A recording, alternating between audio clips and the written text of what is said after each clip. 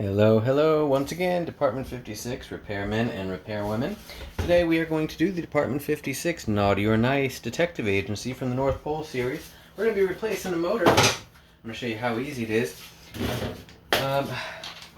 If I had to break these down into hard, let's say easy, medium, or difficult, 3 levels, I would say this is easy medium. So first thing that we got to do, the motor's underneath here, okay? But before we do that, we have to get this top right here up and off, all right? So you see how I'm just wedging like a screwdriver, something like those eyeglass screwdrivers, something. We got to get this plastic rotating thing right here. This is just a plastic piece that is hooked onto the shaft of the motor, or glued onto the shaft of the motor. So we gotta pry that up. So get some kind of small screwdriver and try and easily get it under and then pry up. Okay? You're trying to loosen it. There's glue that's holding this piece of plastic to the shaft of the motor. So I'm just working my way around. Unfortunately, you can't heat this piece up from underneath. There's something that's blocking it. Can't really get to the to loosen this up, except for by how I'm doing. There's no heat gun or anything that's gonna really do that for you. You won't have access to this part. So just kind of work your way underneath and pry it up. You're trying to loosen this plastic. You're trying to loosen the glue up is what you're trying to do. The glue or the resin, whatever's holding it on there. Oh, there we go. Like that. See? That's what's on there. It's just plastic, but don't warp it. So take your time. Now, inside of here, there are 1, 2, 3 screws that are, it's kind of screwed. You gotta undo these screws. So get a small, thin, and kind of long Phillips head.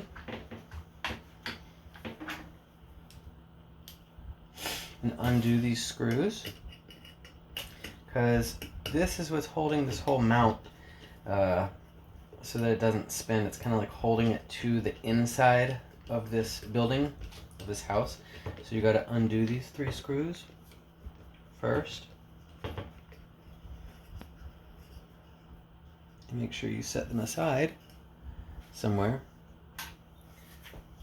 I have my trusty Stribito thing from Amazon. It's like $24. One of the best toolkits I've ever invested in, ever, for doing like small things.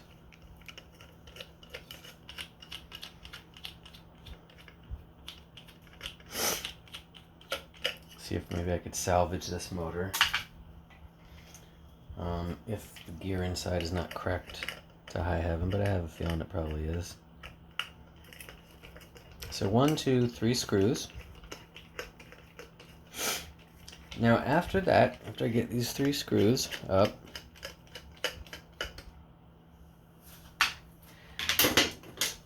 I'm going to use my trusty razor knife. I want to try and avoid using a heat gun as much as possible around plastic, because heat guns and plastic just are not a good combination. You know, they warp plastic so easily.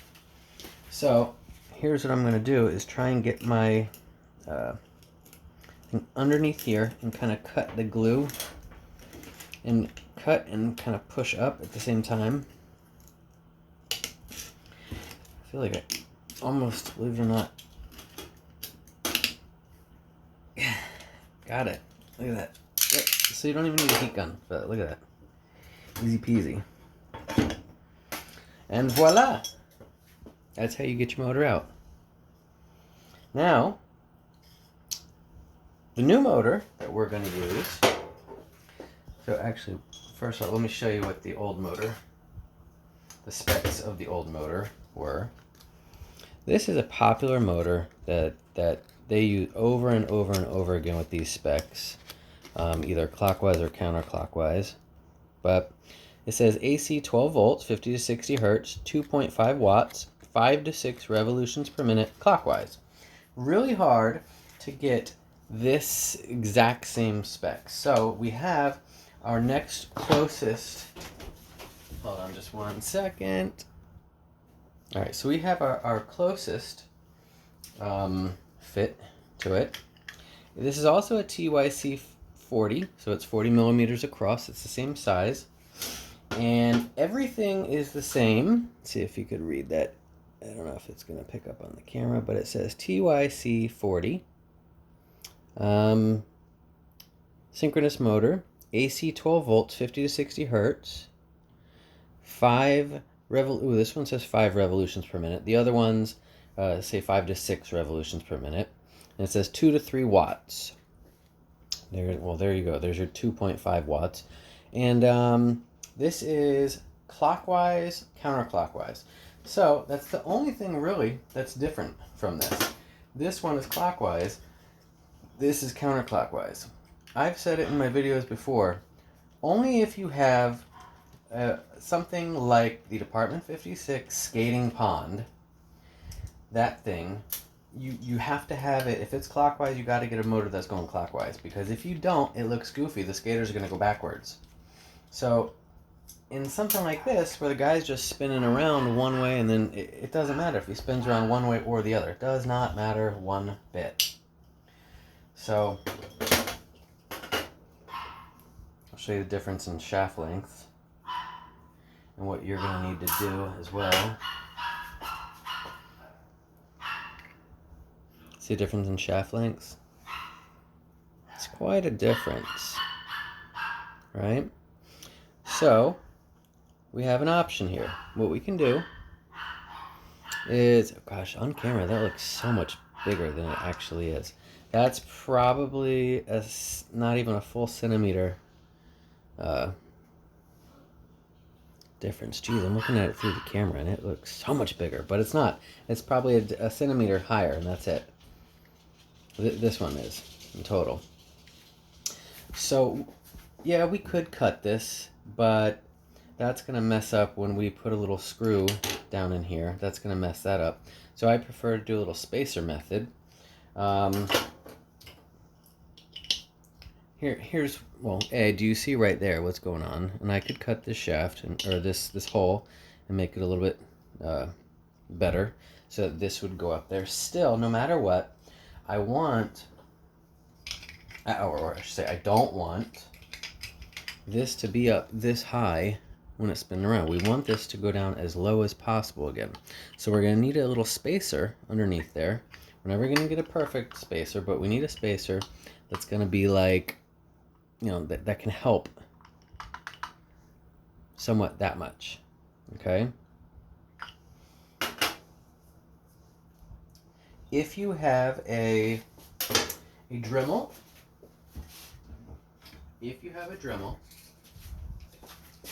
you can cut this, but I'll show you how much you gotta cut it, or how much you can only cut it, I should say. Here's my toothpick. It goes down there that much.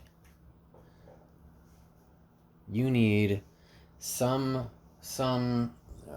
depth in there for your screw that you're going to put in there, and you're going to cross thread on purpose. You need some depth to be able to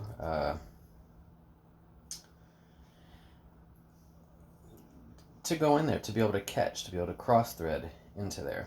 So yeah, I can cut something off of this. Let's try. I have like lock cutters, bolt cutters.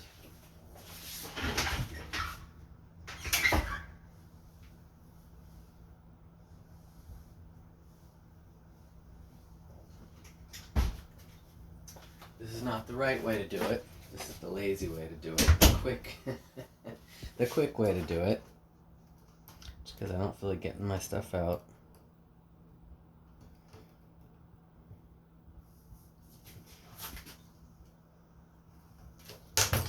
Bam. See that? Now, the only bad thing with that is I'm probably going to have to like drill out a little hole right there, right? Or just wedge something in there to get those pieces off. I am going to have to screw something down in there.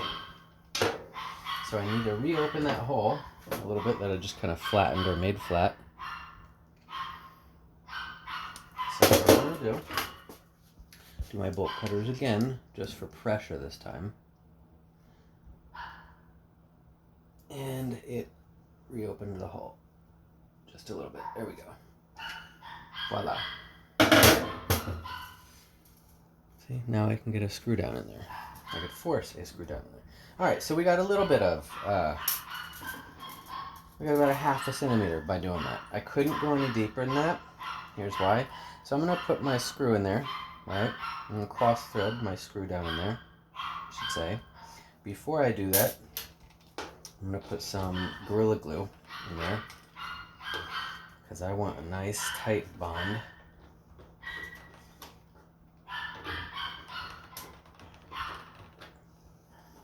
There we go. I have some dogs that are visiting, some family members that are visiting. And geez Louise, the little one, yap. I don't know if you can hear it, but all right, we got some Gorilla Glue. Put it down in the hole and cross thread this bad boy.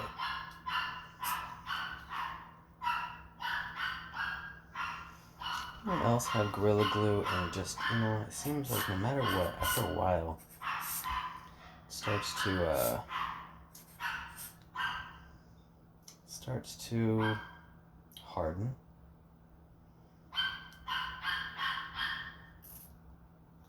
Little dab will do. That's it. Where's my little toothpick at? I wanna get that Gorilla Glue down in that hole. There it is. And I want it on the threads on the inside of this hole.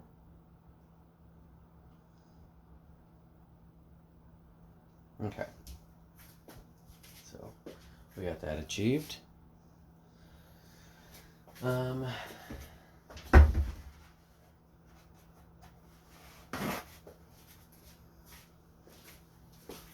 Now, get a screw that is, appropriate width and screw it down in there. This is the trade-off that you are making. Okay, remember, you are trying to have a new motor in this thing. I think this thing was made in like 2000 or 2003 or something.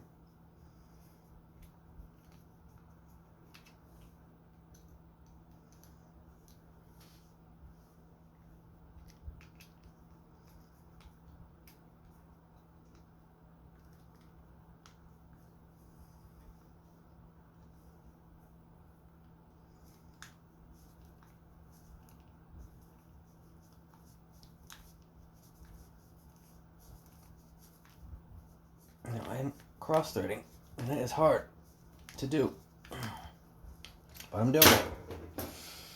I need that sucker in there. And I'm going to use my bolt cutters to chop that head off of that screw. And let's try and get that as deep in there as possible.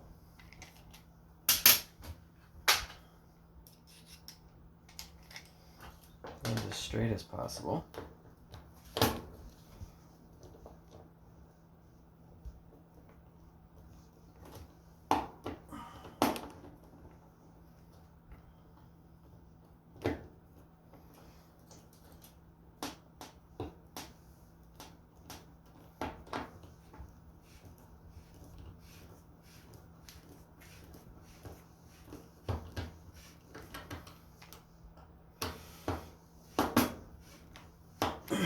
Okay, now see if you can get this straightened up before you chop the, you see how it's at a slight, we don't want that. See if you can get it straightened up a little bit and see if you can make it go a little bit deeper, just a little bit deeper.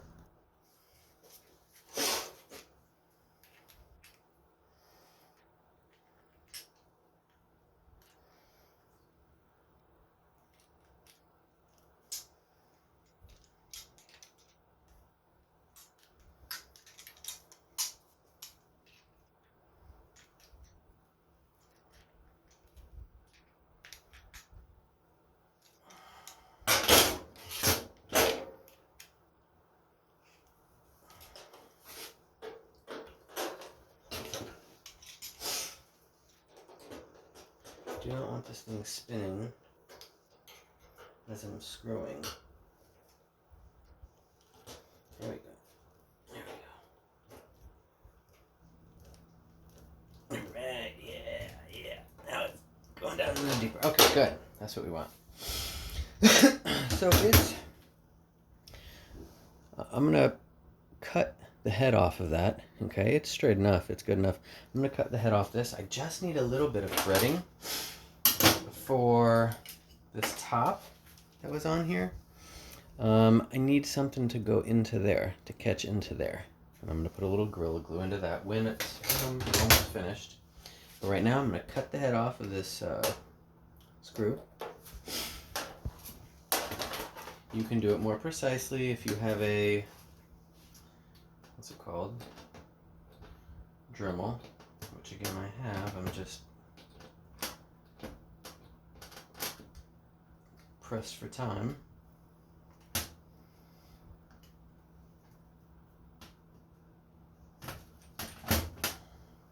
Okay, there.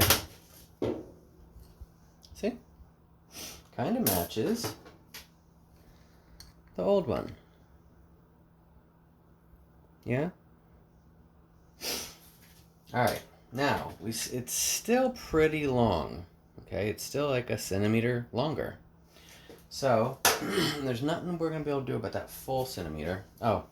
While you have some channel lock pliers or a needle nose pliers, it doesn't matter, just some kind of pliers, we need to bend these, the two holes, the two mounting brackets, whatever you call them. We need to bend them upwards, like this.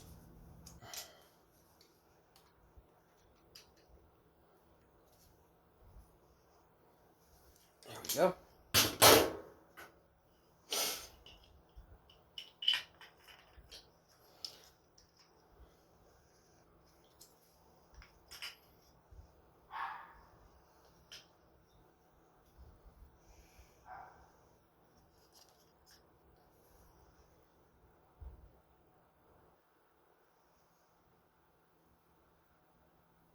Okay, I remember now, yes. Here's the decision I had to make. I am going to have to take a screw. I'm going to have to make this hole bigger because of this shaft. There's this plastic thing. It's kind of acting like a bearing. As this shaft is turning, it's kind of, stopping it from squeaking. But in order for me to have something to screw this into, these holes into, I did have to, we have to put up with it basically being longer. And there was nothing we could do about it. So it is what it is. Not a big deal. It just sits up a little bit, and nobody can tell except for you. Nobody knows how it's supposed to be, again, except for you. So, with that being said, I'm just going to get a drill bit, and make that hole a little bit bigger.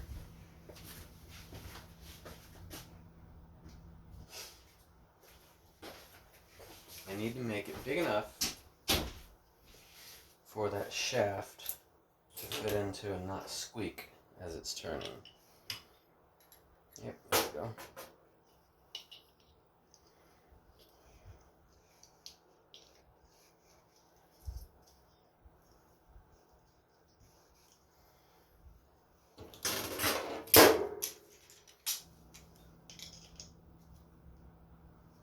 So I could get my drill out for this, but look, I'm almost done, see? And that is how you do that fast.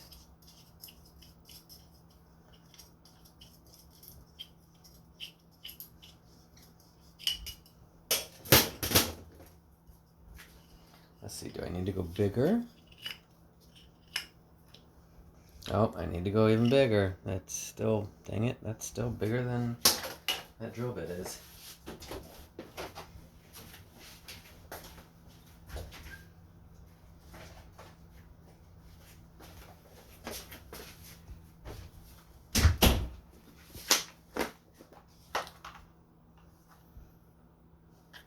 Let's try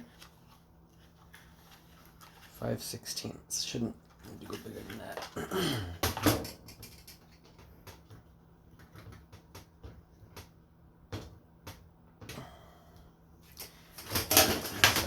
sharp. I feel like if I pull that out too fast, it'll cut.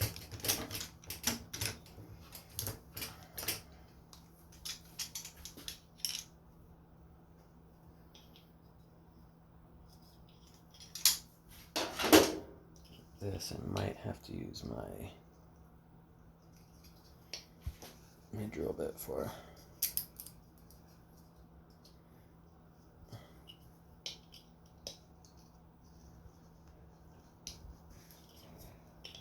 But then again, maybe not.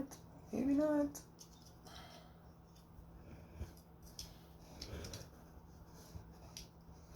It's just like the time I get the drill out, you know, typical guy. The time I get it out, I could have probably had this done. Yeah, see? Done.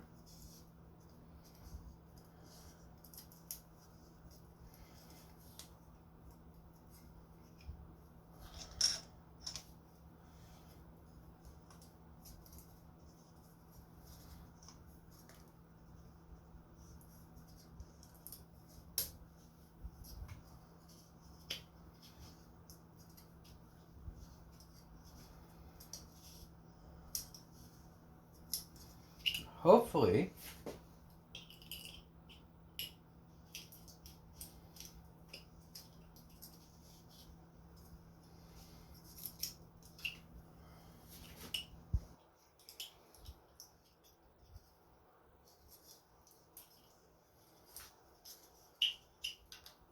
yeah, hopefully that made it big enough to where this can go all the way in there.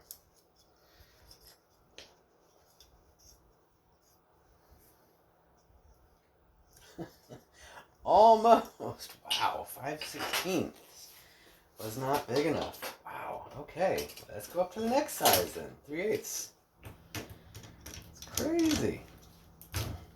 You know, I'm looking at the shaft and not the bottom of the shaft. That's why. This needs to be bigger than that. Let's get that started again.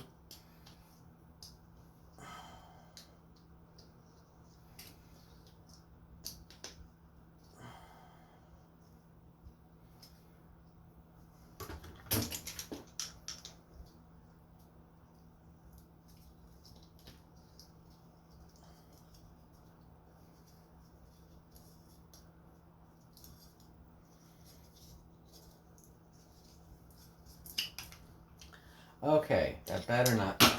Yes, that I know for a fact that's going to be big enough.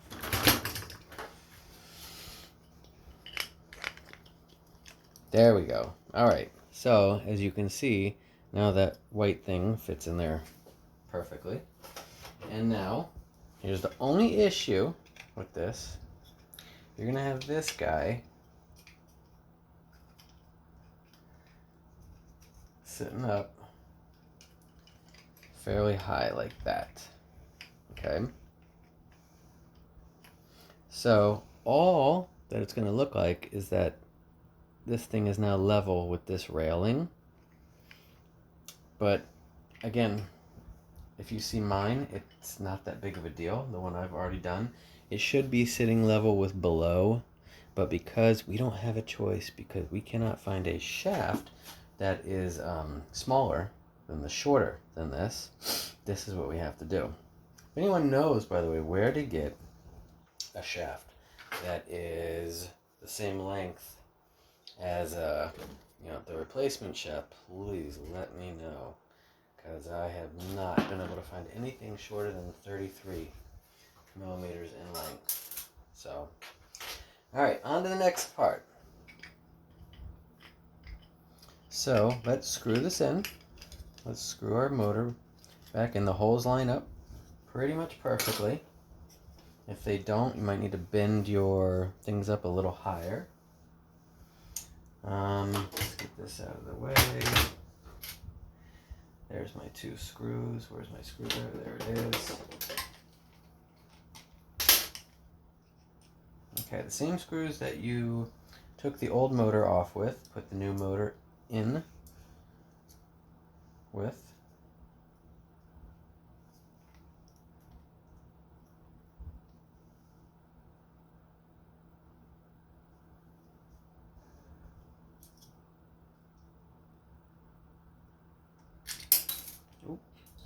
why I love this magnetic screwdriver set.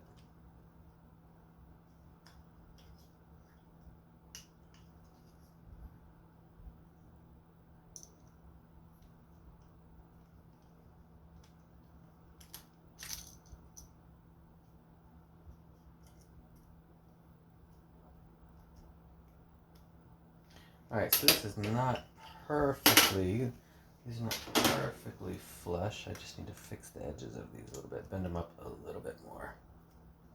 Just a little bit more. Okay. Now same thing with the next one, just kind of stretching them upwards a little bit more.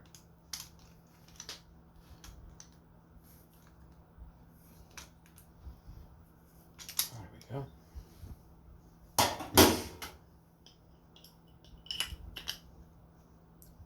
Much better. Much, much, much better. Okay, good. Good stuff.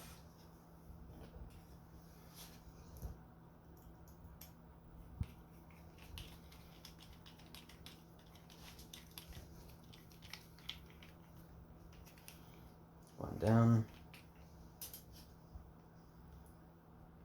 One more to go.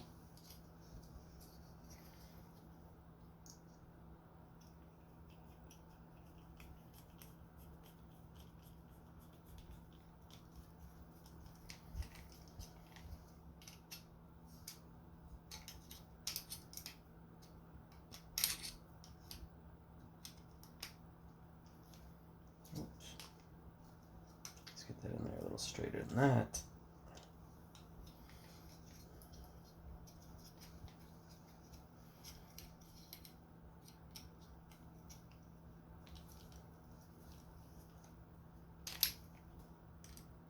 I'll stab myself. Don't do that. That is just one of the things that'll happen when you fix these things. You're working with small screwdrivers in small spaces at tight angles.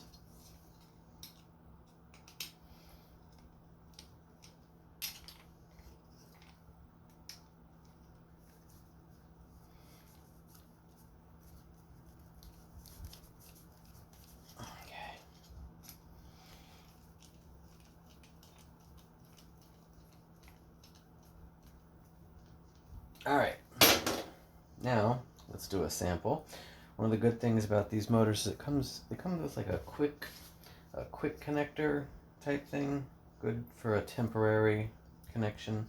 I don't know if I would use them for like a long-term connection. I just feel like, why, you know? By the way, there's glue on the bottom of this. I would get that off now. And for this, like the type of glue I'd put back on there, I would just use a hot glue gun. That's it. If you want to chance it, I mean, I'm always looking at what happens if I need to fix this 10 years, 15 years down the road. You know, that's me though. So hot glue will work. It will hold this. If it's some other kind of thing where it needs to be, I don't know, watertight or something, or more permanent, then I'll do Gorilla Glue, but it doesn't. And you saw how easy it came up, right? That was a very thin layer of glue, whatever kind of glue that was. Some kind of, I don't know, Gorilla Glue adhesive from let's see, when was this made? 2003. Alright. But yeah, let me show you how this is gonna work. Alright, so this is a quick connector.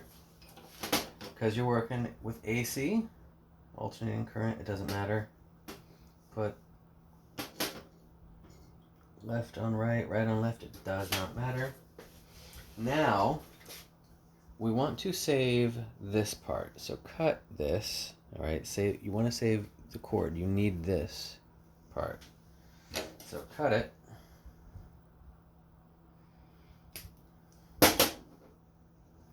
Strip it.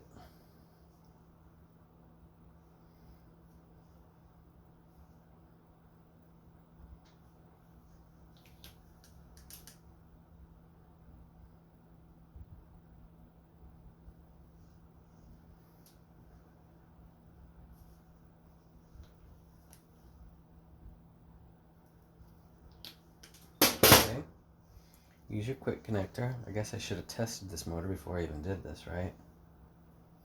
That would really stink if this does not work. Again, I'm not paying attention to which side goes where. Doesn't matter. It's alternating current.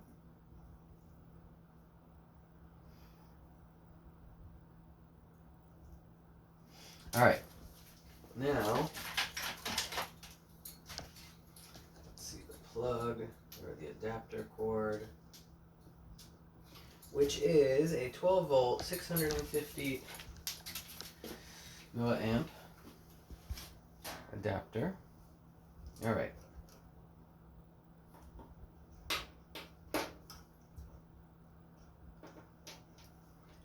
Why aren't you plugging in?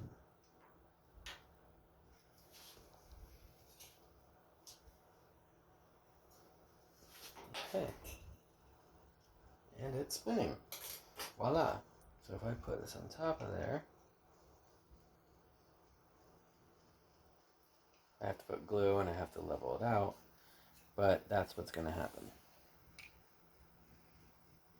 Right now it's just balancing on there, which is not good.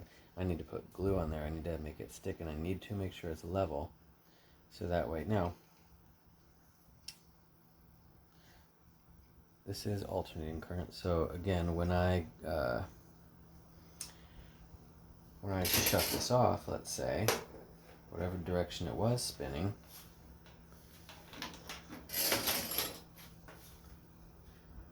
so right now it's spinning counterclockwise. Now it should spin clockwise. I'm going to make a prediction. No. Alright, now it's going to spin clockwise. Alright, one more time. Now it. Come on! There we go. Now it's spinning clockwise. So it doesn't matter because the thing is just sitting on top of there and it's very lightweight. Yeah. So I want to do a good connection now with this first. Good connection. If anyone knows of a better type of motor, a smaller shaft length, please let me know. Please, please, please. It's got to be a TYC40. It's got to be 5 to 6 revolutions per minute, 2 to 3 watts. And if you know of a place where to get clockwise specific or counterclockwise specific, let me know, because I just cannot seem to find them. But yeah. Alright, let's put this bad boy, let's solder these. It's a professional connection. Let me clean this up a little bit. And pow. So, look at that, cleaned up. How did I do that? I said, and pow. And it was cleaned up by the time I said pow. Magic. Magic, magic, magic. Alright. So I've got my soldering iron heated up. I have some heat shrink tubing. I'm going to splice my wires together and then solder them together because I want a good connection, not just an okay connection.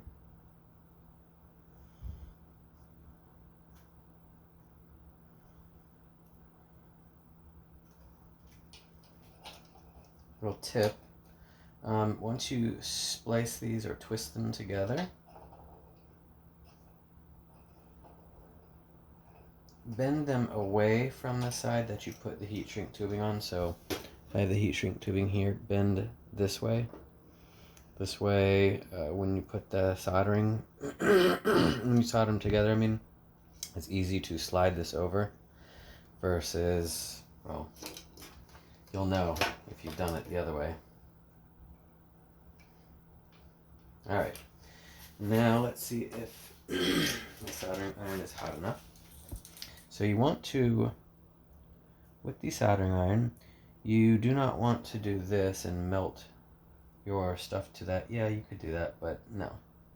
What you really want to do is the professional way is heat up the wire, and you're trying to get the metal wire so hot that when you touch your soldering lead or tin, whatever you call it, to the hot wire, it melts onto the wire and it kind of fuses. It doesn't fuse the two wires together, but because the lead, it gets so hot it kind of just melts in between and to both wires, and it kind of, yeah, like fuses them together, if you will.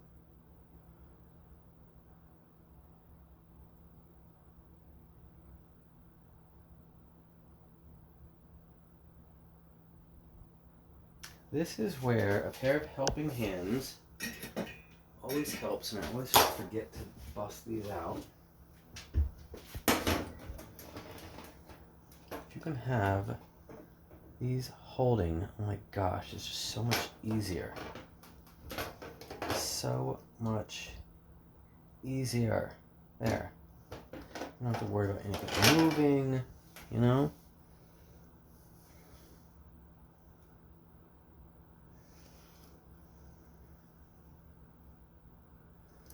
See, can you see that?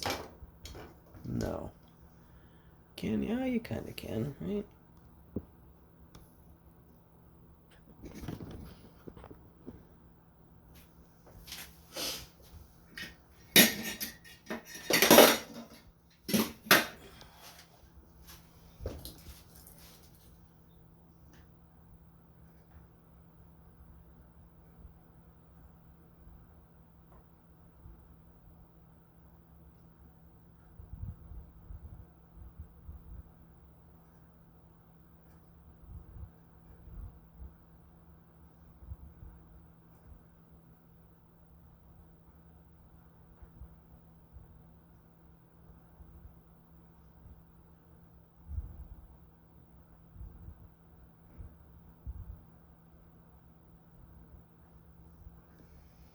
Okay, one down.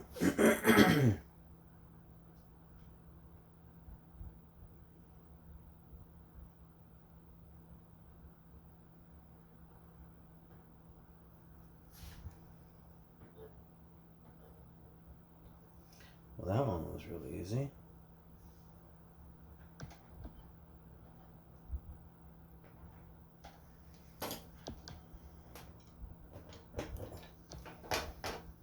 Make sure the solder got underneath.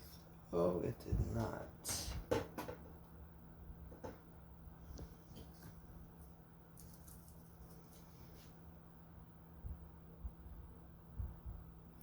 My soldering gun needs to be, there we go, that's pretty hot. It needs to be cleaned. Today, I'm just showing you how not to do things the right way, but the lazy way sometimes. I mean, I know where I can cut corners. Quality is still going to be good, but I might cut corners as far as time. There we go. All right. So those are very, very well together. Now I'm going to get rid of my helping hands. Thanks, guys. You did a great job. Put you away. No, don't put us back in the closet. Sorry. Until next build, next repair. Now slide your heat shrinking tube, tubing, heat shrink tubing? Is that right?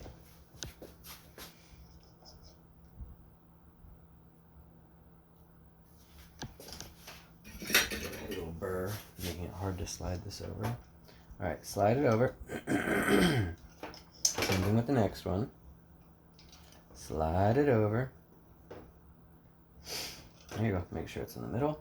And then you can use a lighter or your heat gun. Heat pin, heat gun, this thingy.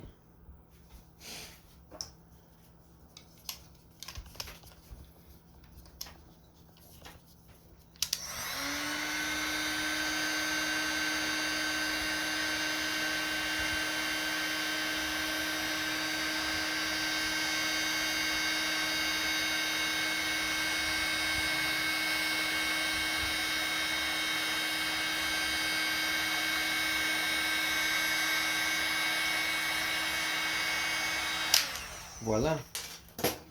See, that's much better than just splicing them together.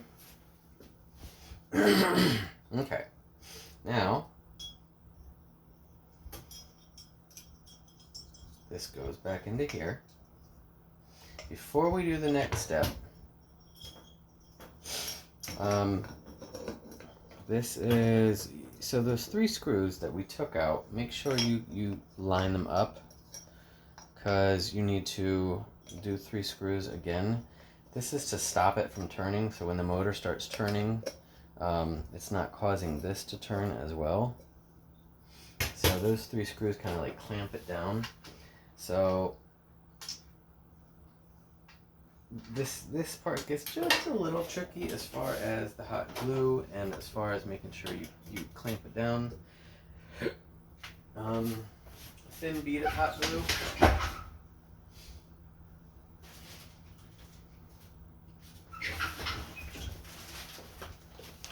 But you're trying to make sure that you get those 3 holes also, like you don't just hot glue it and the 3 holes aren't lined up. So that part's a little tricky, a little tricky.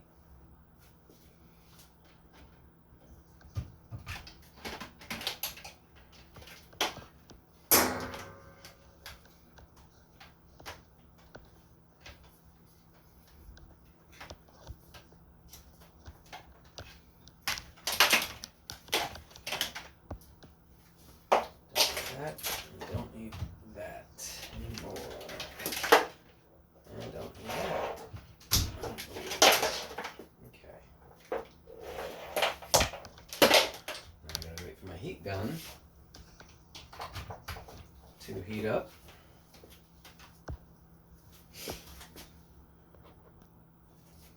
Alright, glue gun's heated up. So I gotta make sure to line up those holes.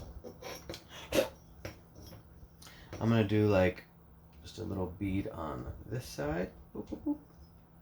A little bead on this side, and a little bead on this side. And now let's make sure that the holes line up, or at least one of them lines up. Come on, come on, before it dries, come on. There we go. Alright, now before that fully dries, make sure one of your holes is still lined up and screw it back in.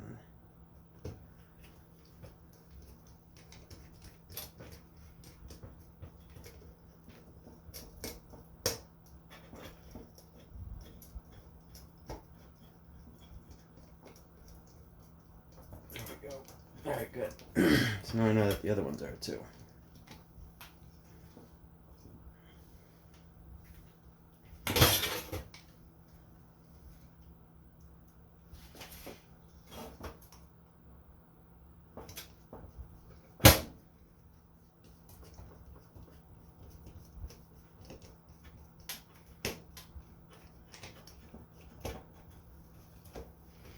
That's to stop the whole thing from turning in one direction, or like trying to like counter turn.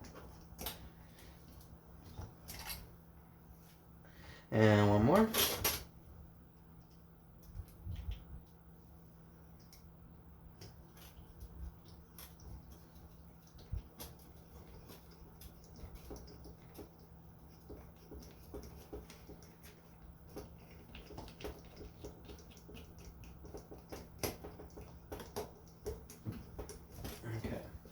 Man.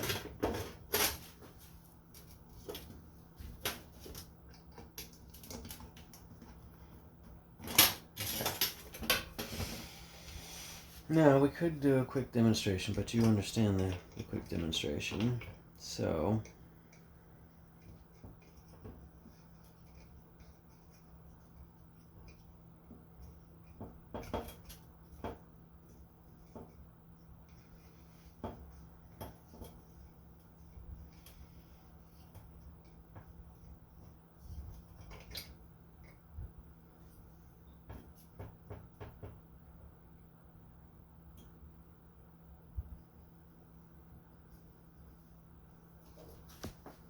I'm putting just a little piece of hot glue inside the hole here,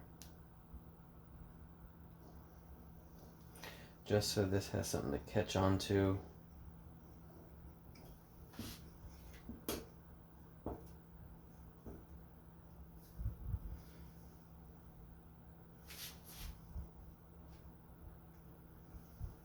temporarily. Okay. Now you can get the full demonstration.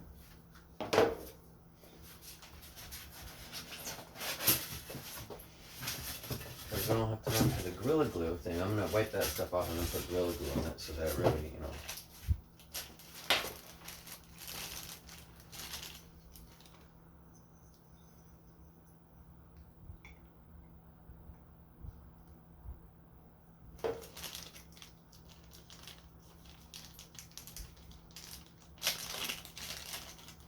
Oh, before I do this,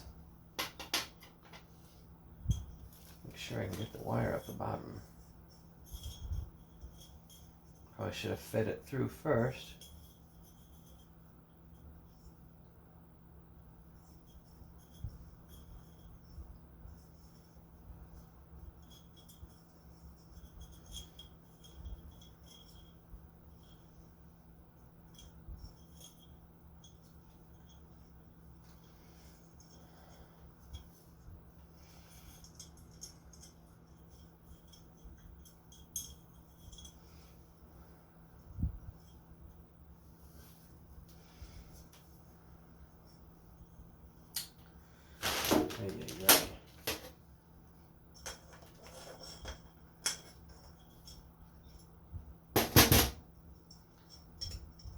Alright, there we go.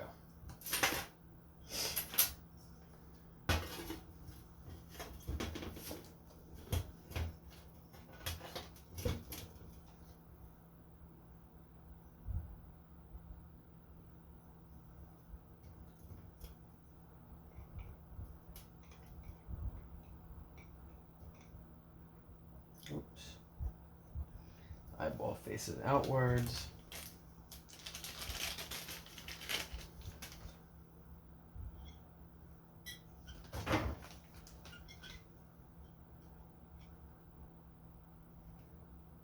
Okay. And that's why you don't want hot glue. Hot glue alone is not strong enough. If I keep messing with that, let's say I go to put that in there one time, it falls off, and I go to do it again, it's just not gonna last.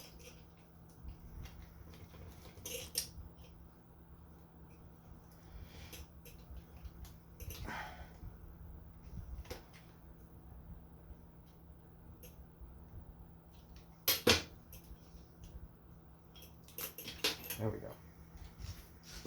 So, oh.